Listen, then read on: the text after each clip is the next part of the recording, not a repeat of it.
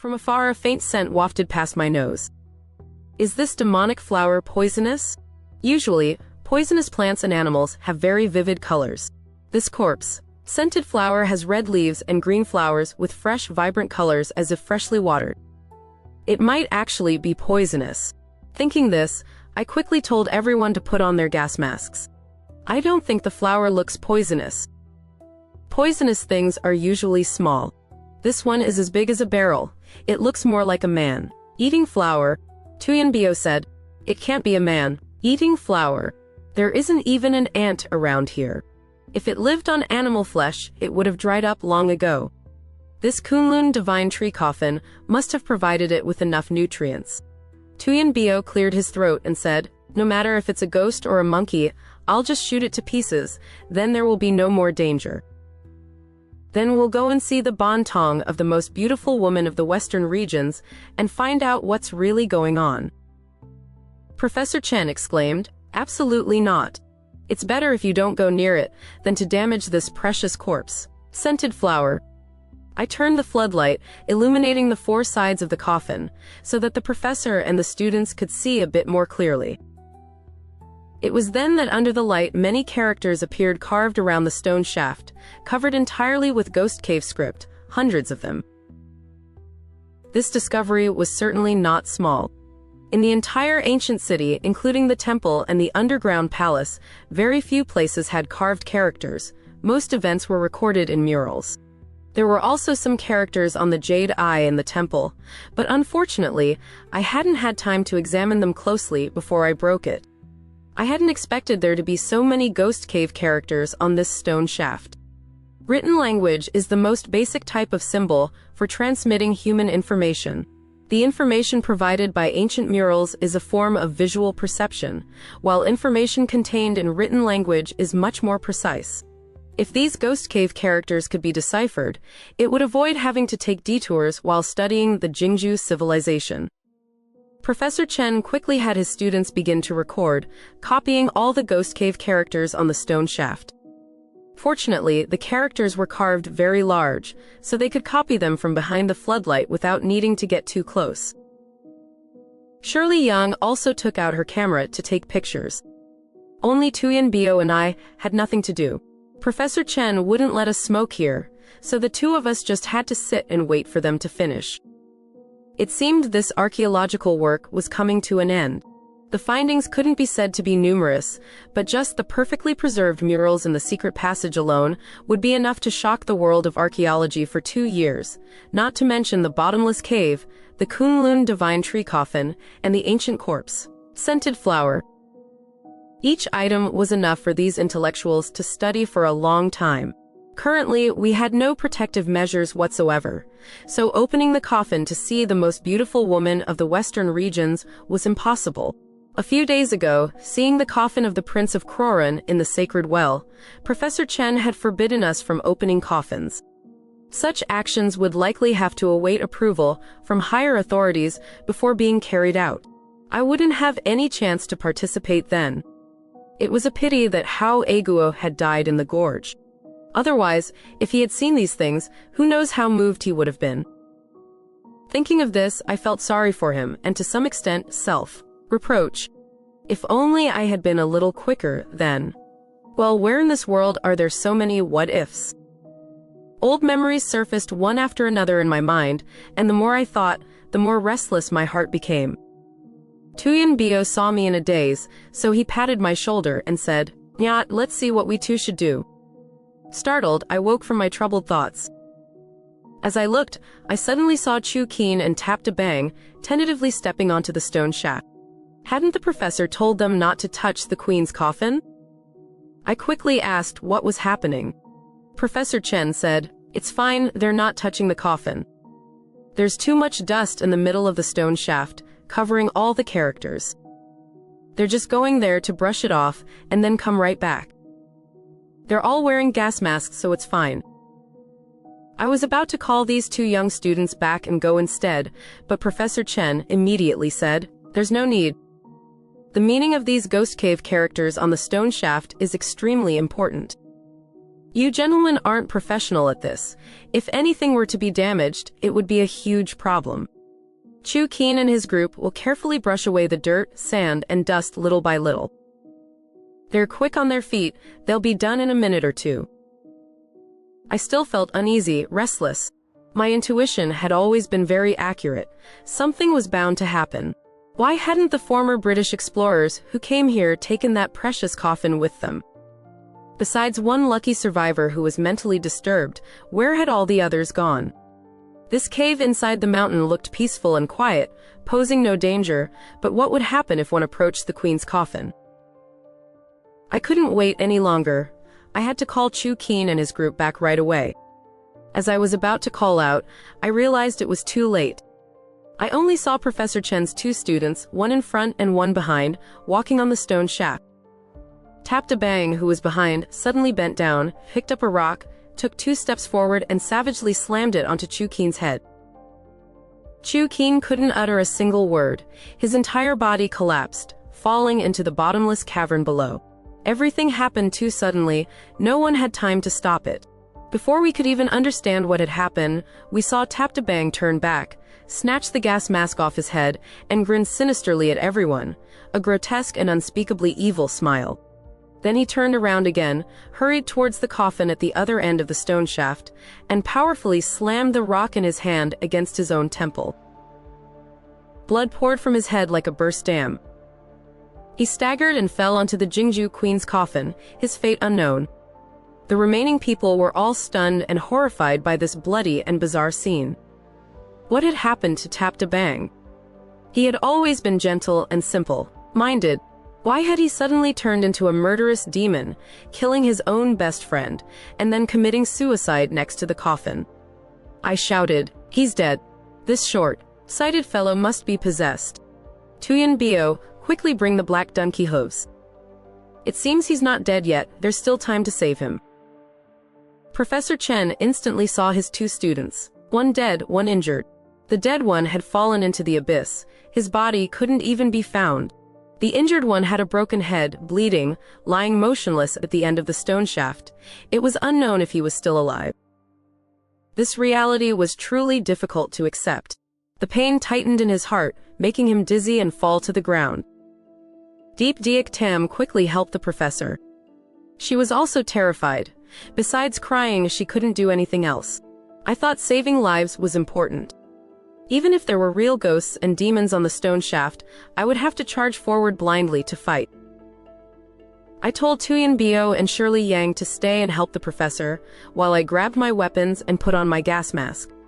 I thought to myself that no matter how terrifying the demons were, they would surely be somewhat afraid of black donkey hooves and glutinous rice, which ward off evil.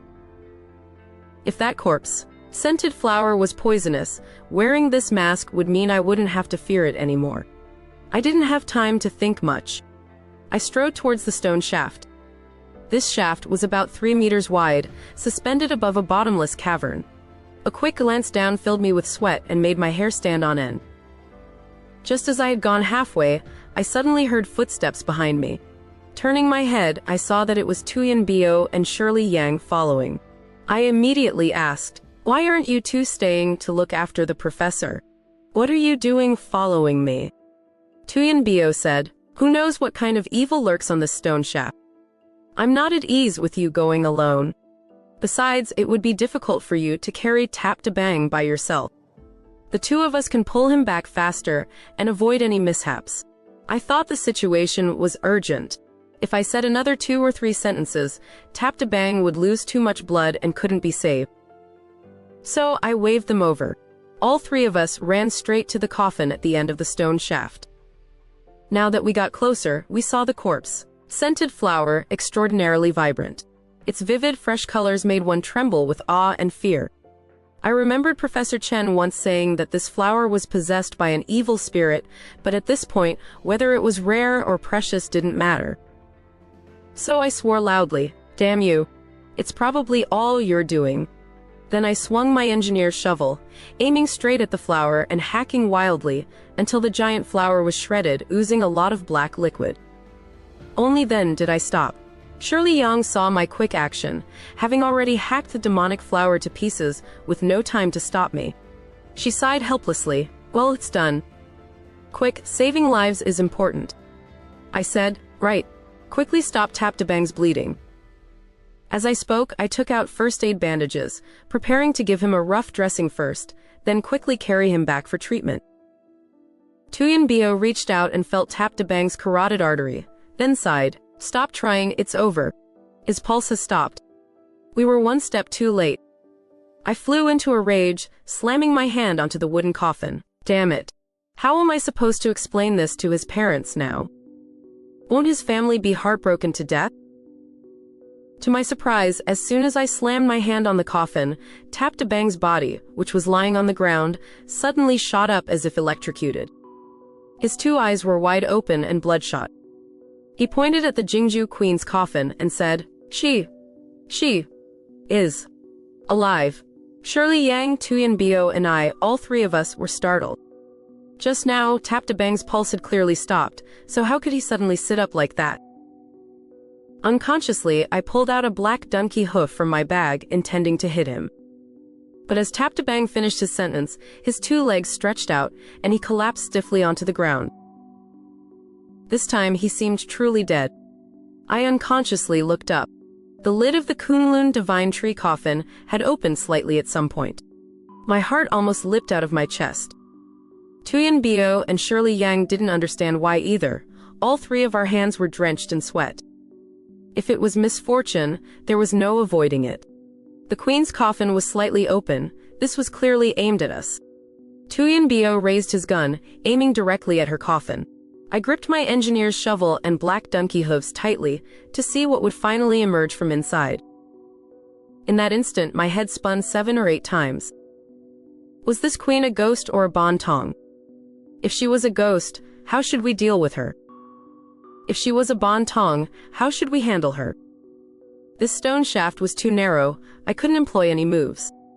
How to retreat, and how to retreat. I calculated everything in my mind first. But apart from the lid shifting open a crack, the coffin showed no movement at all. Continuing like this wouldn't solve anything.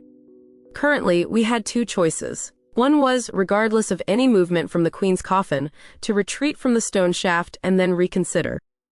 The second was to advance as a retreat, directly rush forward and open the coffin lid. No matter what monster was inside, we would use the engineer's shovel, donkey hooves, and submachine gun to deal with it. In my mind, I immediately made a judgment. The first option seemed stable, but was impossible. This stone shaft definitely still concealed some evil demonic power. The strange deaths of Taptabang and Chu Qin were the clearest evidence. This mysterious, monstrous power was just waiting for the right moment to awaken, seeking a suitable opportunity to destroy those who disturbed the queen's slumber, like us. If we retreated immediately, we would have nowhere to evade an unexpected attack on the narrow stone shaft. At this point, the only way was to rush forward boldly. I hoped this stone shaft, jutting out above the bottomless cavern, would not be the end of the road for the 3 of us. I turned to look at Tuyanbio and Shirley Yang. All 3 of us shared the same thought, nodding to each other. Everyone clearly understood the immediate situation. Although nothing had happened yet, a situation of no retreat had implicitly formed.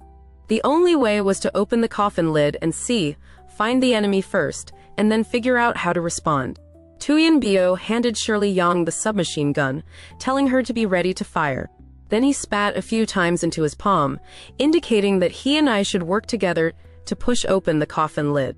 The coffin was tightly wrapped several times with iron chains as thick as an arm. It was impossible to push the lid open horizontally. The only way was to push it straight forward, and the gap would gradually open vertically. I suppressed my uneasy feelings. Tuyanbio and I counted from 1 to 3, and with all our strength, pushed the coffin lid. This coffin, made from Kunlun divine tree wood, showed few signs of processing. Most of it retained its original form and the bark was still intact. If it hadn't already opened a crack by itself, it would have been difficult to even tell where the lid was. The coffin lid wasn't too heavy. Using only about 7/10 of our strength, we managed to push it open a wide distance. Both of us were wearing gas masks, so we couldn't smell anything from inside the coffin. We only saw a woman's corpse wearing a jade suit, lying straight inside. Other than that, the coffin was empty. There were no burial goods. This corpse must be the Jingju queen. She wore a black mask on her face, making her appearance unclear. Her body wasn't exposed, so it was hard to tell how well the corpse was preserved. Was this the Jingju queen, rumored to be a brutal demon spirit? I cursed silently. Damn her, even after death, she's still putting on airs, pretending to be a ghost and covering her face. Tuyen Bio asked me, Nyat, do you think the deaths of Chu Qin and his group were caused by this queen? Damn it, let's rip off her mask and see if she's truly the most beautiful woman of the western regions or some demon. I said, all right, I want to see too. You take off the mask, I'll get ready to shove a black donkey hoof into her mouth.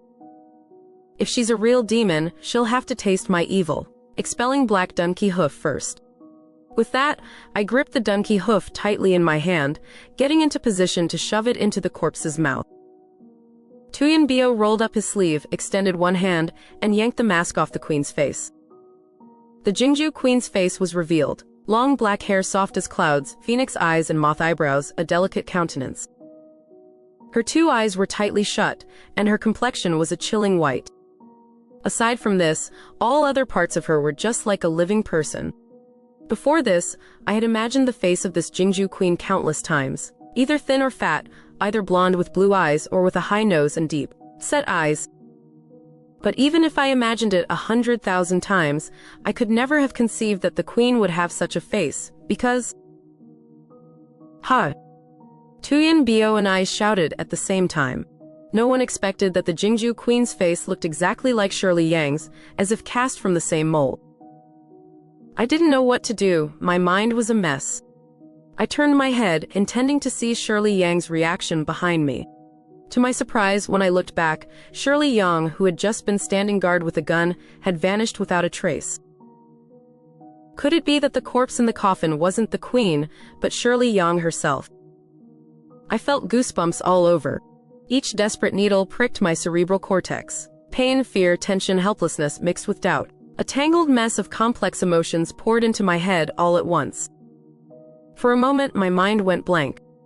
Our opponent was truly too elusive. We were like meat on a chopping block, stewed, boiled, or fried at their whim, completely toyed with in their palm. We didn't even know what our opponent was. Just as I was dazed, I suddenly felt a biting cold wind rush in. It seemed as if a cold yin-infused object was approaching. I told myself perfect timing, and immediately raised my engineer's shovel and chopped down with all my might. I felt as if I had struck a person. Collecting myself and looking again, half of Tuyen Bio's head had been severed by my blow. Fresh blood splattered. He crashed down, dead in an instant. I stood there stunned. What had I done? Why was I so hasty? Had that queen scared me so much that my Dan had burst? I had even chopped down my closest brother. For an instant, my heart was ashen like a pile of ashes. This was great now. The entire group of 9 people had lost 5 members in a single day. Even Tuyen Bio, my brother, in arms for dozens of years, had his head severed by my own hand. Only I remained. What was the meaning of living anymore? Perhaps my life should have ended back on Kunlun Mountain or the Yunnan front line. Then it wouldn't have come to accidentally killing my best friend like this. Even if I died and went to the underworld, how could I face Tuyen Bio? My heart was cold as ashes, my head pounded as if being hammered. I felt as if I was falling into an ice pit from head to toe. Only death could end everything. So I drew the dagger tucked into my belt, aimed at my chest, gritted my teeth, and plunged it down. The moment the dagger's tip touched my skin, I suddenly heard 2 gunshots echo in my ear. A rifle bullet struck the blade, knocking the knife from my hand to the ground. Suddenly, everything around me became blurry. I couldn't see anything clearly. Who had fired the shots? My heart was panicked. The more I thought, the more abnormal it seemed.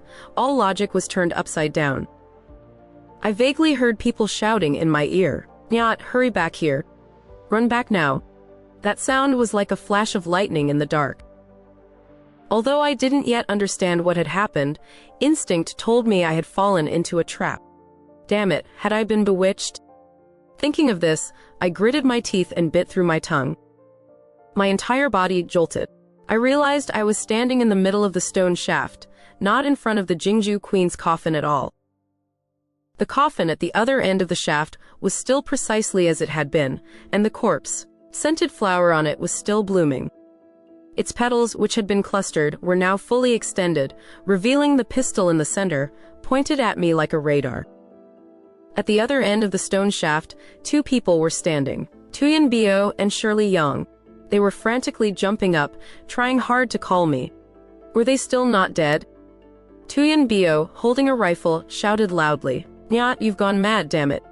Hurry back here." I didn't hesitate any longer. I quickly strode back, ripped the mask off my head, and spat out the mouthful of fresh blood. Only then did my mind return to normal.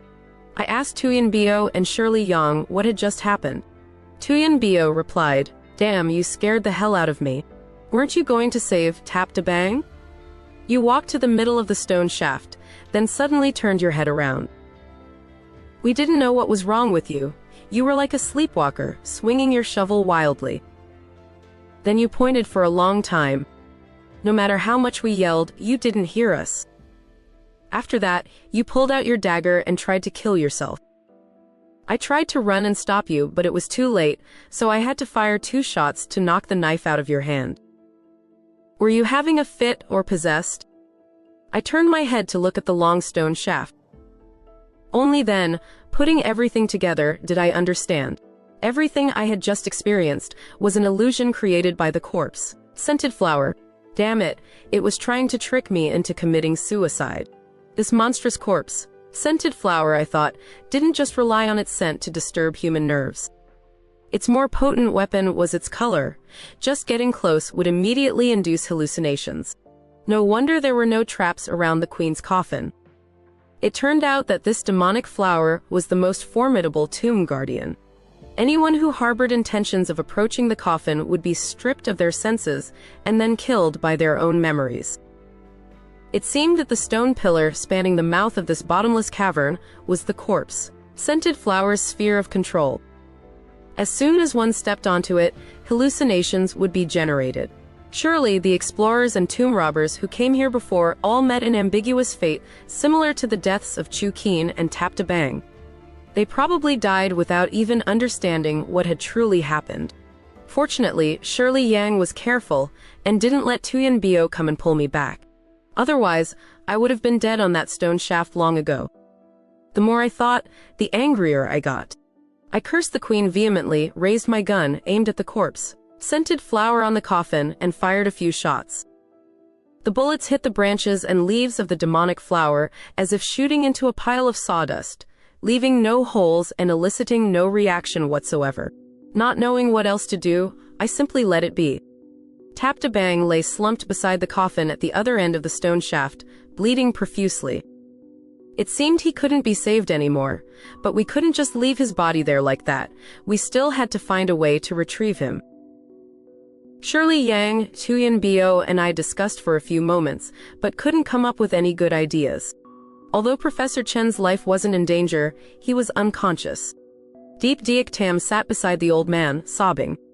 The current situation was truly a tangled mess, leaving one not knowing where to begin.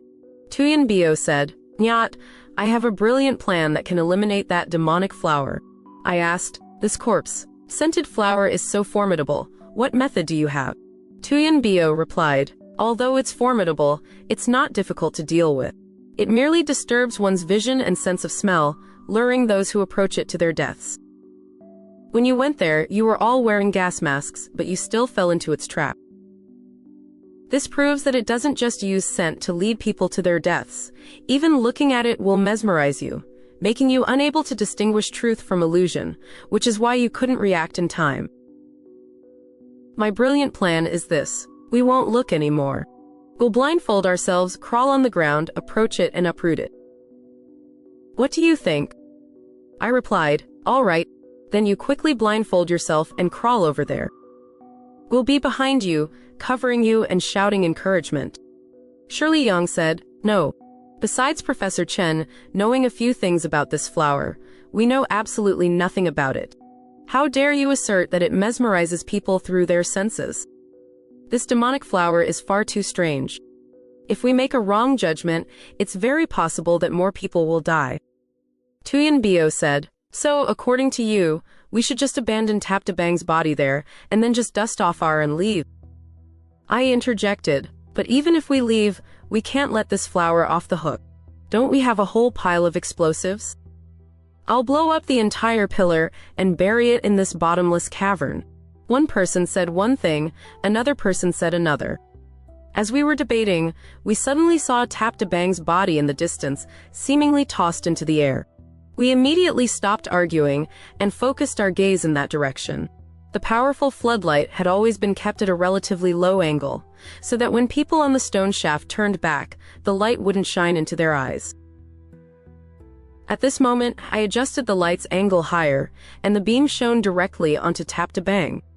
Taptabang's body rolled and tumbled, as if being dragged by something into the pitch black cavern below. As we watched intently, the light flickered 2 times, then died out completely. It was unclear if the plug was loose or if the batteries had run out. The space instantly plunged into darkness. Just at this critical moment, I slammed my hand on the floodlight, but it still didn't turn on. I frantically told Tuyen Bio to get the spare batteries. Tuyen Bio said, they're all gone. Both sets of spare batteries are back with the camel caravan. When we entered the city, our luggage was too heavy, and didn't you yourself tell everyone to try and travel light, leaving anything extra behind? Shirley Yang lit a flare, and the surroundings immediately brightened. Light in the darkness, even if only a little, made people feel at ease. But from afar, it was still unclear what exactly had dragged Taptabang down. Could there still be other creatures in this gigantic cavern? In the darkness, we only heard rustling and squirming sounds on the rock walls. The sound wasn't loud, as if some animals were swarming and crawling, and their numbers were very large, uncountable. I thought of those strange snakes that made one shiver without cold. I immediately urged Tuyen Bio to quickly go and carry Professor Chen. No matter what crawled out, it definitely wasn't anything kind or friendly. For us, of the 36 stratagems, running away was the best. The flare's illumination time was limited. We took out our wolf-eye flashlights to shine around. Tuyen Bio carried Professor Chen, Shirley Yang pulled the limp deep Diak Tam, established our direction, and then retreated along the old path. By now, the sounds echoing from all sides became even more frantic. Shirley Yang continuously clicked her camera, the flash dazzling along with the click-clack sounds. In an instant, a layer of white light covered all around. Thanks to that white light, we managed to see countless black snakes crawling out all around us, some big, some small. The smallest ones were only about 10-something centimeters, while the largest was nearly a meter long. All of them had a black lump on their heads. Some were fully grown, and the lump was already like a huge eye. The black eyes on the snakes' heads were extremely sensitive to light. Dazzled by the flashlight, they retreated in droves. But their numbers were too vast, tens of thousands, and they continuously surged out from the cave, piling up and coiling together. The path we had taken earlier was completely blocked. There was no way to force them aside. The camera's flashing light and the flashlight, although able to temporarily deter the snakes, were only like drinking poison to quench thirst. As soon as the camera's battery ran out, it would be impossible to avoid being bitten to death by the snakes. More and more snakes crawled out. The jerry cans of snake repellent we brought when entering the city had all been used up in the temple. At this point, there was no feasible plan. We could only retreat backwards step by step. Tuyen Bio suddenly pointed towards the cliff face behind us, a few meters away, and shouted loudly, "There's a cave here. Let's hide inside first and then figure things out." I turned to look. It wasn't a cave, but just a crack in the mountain that had split open over the years, only chest high. Inside, its depth was unknown, but the situation was urgent. The only option was to retreat inside and take temporary refuge as long as possible, then think of another way later. Thinking this, we immediately pulled Deep Diak Tam and Professor Chen, who couldn't walk, and quickly retreated into that crack. This place was narrow at the top and wide at the bottom, and very deep inside. There were also many cracks underfoot, but they were only a few centimeters wide, so walking on them, we weren't afraid of falling through. Shirley Yang's psychological resilience was excellent. In this dangerous moment, she remained calm. As soon as she saw the form of the mountain crack, with a large horizontal crack a few meters behind, a plan immediately sprang to her mind. She asked me, "Can we blow up the entrance to block the snakes?" By now, a few black snakes had crawled in and were preparing to lunge and bite people. Shirley Yang quickly pressed her camera. The flash flared, making the snakes hurriedly turn their heads to avoid the light. Tuyanbio acted like lightning, swinging his engineer's shovel to smash the snakes' heads, then flung them outside. I remembered Hao Eguo's appearance when he died. I thought to myself that it was better to be blown up or buried alive than to be bitten to death by these poisonous snakes. I quickly took out a few packets of yellow explosives. At this point, there was no time to calculate how much explosive was appropriate. I just relied on my few years of experience as a combat engineer, casually inserted the detonator, and had everyone run deeper into the horizontal crack in front. I lit the fuse, and as I retreated, I raised my gun and sniped at the snakes crawling inside. I took a few steps back, gathering with Shirley Yang and everyone else in a corner. I was about to tell them to open their mouths wide and cover their ears tightly, being careful not to go deaf. Before I could finish my sentence, a violent explosion echoed, reverberating through the mountain cave like rumbling thunder. Debris and hot air surged inwards.